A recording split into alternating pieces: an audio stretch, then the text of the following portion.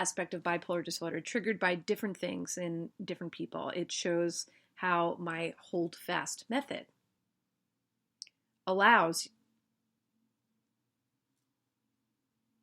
you to take pause, steer unpredictable behavior in your kin that may otherwise cause maybe conflict, harm, or agitation.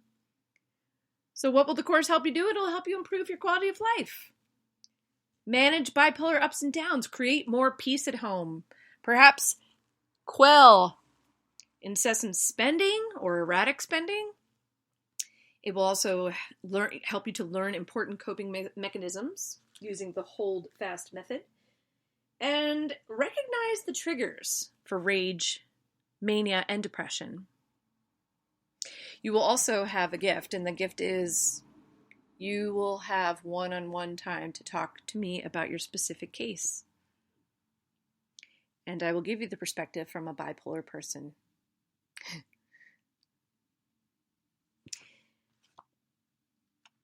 Which is hard to get sometimes.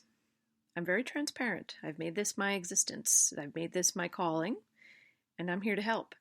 So I highly recommend checking out the course. Go to the link in the description for today's show. Click on it, read about it, and sign up. Don't forget to use the code. And you'll get an excellent price. Again, it's 6 weeks, 6 consecutive weeks, unless my members need to shimmy the schedule around. I'm completely open to all of this. But it will start on the evening of April 15th, Thursday, April 15th at 6 p.m. Eastern Standard Time. Please, please, please sign up. I'd love to have your input. I'd love to share what I know with you, and I'd love to learn what you have to share with me. Super exciting.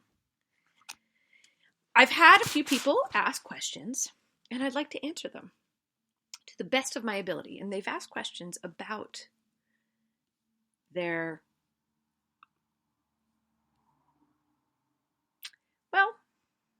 experience. They want to know how, from my perspective, how can they help someone with bipolar disorder, whether it be, again, a parent, a sibling, a lover, a boyfriend, girlfriend, friend. And I talk to them, and what I've done actually is I have spoken to them, but I put together a list of things that can really help that I'd like to share with you today, my listeners. Because I know how dealing with the ups and downs of bipolar disorder can be very difficult, and not just for the person with the illness, because the moods, the behavior of a person with bipolar disorder affect everyone around them, especially you or the family members and close friends. And I know personally it can put a serious strain on your relationship, and it can disrupt all aspects of your life. I mean, during a manic episode, you may have to cope with reckless antics, outrageous demands, explosive outbursts, irresponsible decisions. And once the whirlwind of the mania has passed, it often falls on you to deal with the consequences. I know how difficult this would be. During episodes of depression, sometimes you have to pick up the slack for a loved one who doesn't have the energy to meet responsibilities at home or work. I know how hard this can be too. But there's good news, folks. The good news is that most people with bipolar disorder that I know can stabilize their moods with proper treatment, medication, and support. They can, and they will. And your patience, your love, your understanding will play a significant part in your loved one's treatment and recovery. In fact, in my humble opinion, just having someone to talk to can sometimes make all the difference to the person's outlook and their motivation. But I know that caring for a person with bipolar disorder can also take a toll if you neglect your own needs. So it is imperative to find a balance between supporting your loved one and taking care of yourself. Well, there's a lot of ways you can help someone with bipolar disorder. You can learn about it. Knowledge is power, ladies and gentlemen. Learn everything you can about the symptoms and treatment options, because the more you know, the better equipped you'll be able to help your loved one and keep things in perspective. That's what a lot of my writing is for. Hold fast method I've developed. The method to whether you're bipolar, whether you're coping with facets of bipolar disorder that may be causing aggravation in your life, whether you are a caretaker of someone who is bipolar, whether you're overcoming addiction, whether you are dealing with things in the realm of mental illness. The Hold Fast method is my methodology that I've come up with to help you get through. And the more you know about bipolar disorder, the better equipped you're going to be. It puts things into perspective. Because, in my humble opinion, the Hold Fast method is my lifeboat, and I want it to be your lifeboat too. This is why I'm teaching it. H, remember this, H is for honest. Transparency is the key to cope. O is for open a dialogue. Explore your illness, or explore your loved one's illness. L is for look to your heart, not your cluttered mind. D is for discern triggers with logic for clarity, whether they be your own triggers or whether they be your loved one's triggers. F is for face anxiety and dive in. This is so important in any capacity. A, the A in Hold Fast is for anticipate fear. We know it exists, so just anticipate it. Own it, expect it, embrace it, experience it. It'll make it a hell of a lot better. S is for step up to your family challenges. This is so important, whether you are the bipolar person or whether you are the caretaker of the bipolar person or friend, kin, etc. And T, the T in Hold Fast is for trust. Big word, trust. Wish I could put an echo on that. Trust. The process. And trust yourself. Don't doubt yourself, ladies and gentlemen. Trust yourself. Trust your decisions. Trust the process. Knowledge is power here. Learn everything you can and trust yourself. Another thing you can do, you can encourage the person to get help. Because the sooner bipolar disorder is treated, the better the prognosis. So it is really important that we urge our loved ones, or you urge your loved one, to seek professional help right away. Don't wait to see if they get better without treatment. It is a very erratic disease. It manifests itself differently in different people. But treatment can be so helpful. I know this is difficult, but be understanding. I'm sure there are a few people listening right now that said, oh, yeah, right, I'm trying. I know. But the more understanding, the better.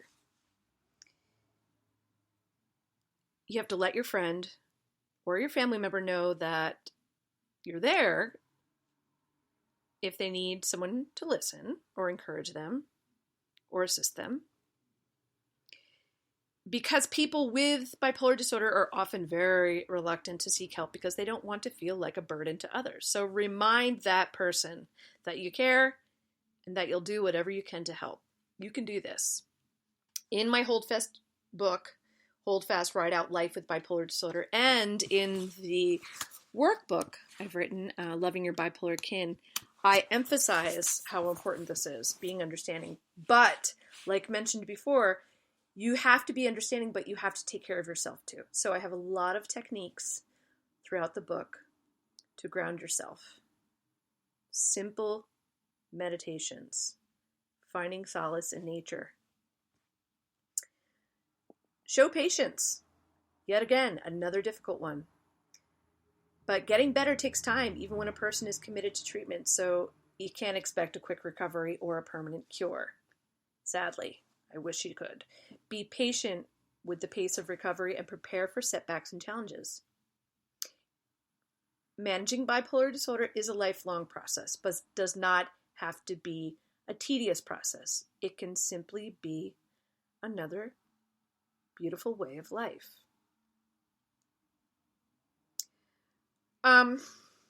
If you're living with a person, this was another question from someone. If you're living with a person who has bipolar disorder, for this person, it has caused heaps of stress and tension in the home. This person who wrote said, on top of dealing with her spouse's symptoms and consequences of the symptoms, the rest of the family often struggles with feelings of guilt and fear, anger, helplessness, all that bad stuff. Ultimately, the strain can cause serious relationship problems. But there are better ways to cope. I say the first step to successfully dealing with bipolar disorder is for families to learn to accept the illness and its difficulties. Again, knowledge is power. Learn all about it. When you're feeling frustrated or guilty, remember that the disorder isn't anyone's fault.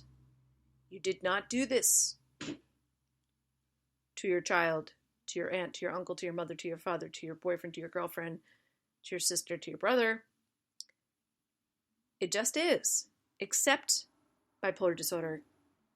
Acknowledge it for what it is. Always, always emphasize treatment because it can make a huge difference for your loved one, but it may not take care of all of the symptoms or impairments. To avoid disappointment and resentment, I think it's important to have realistic expectations.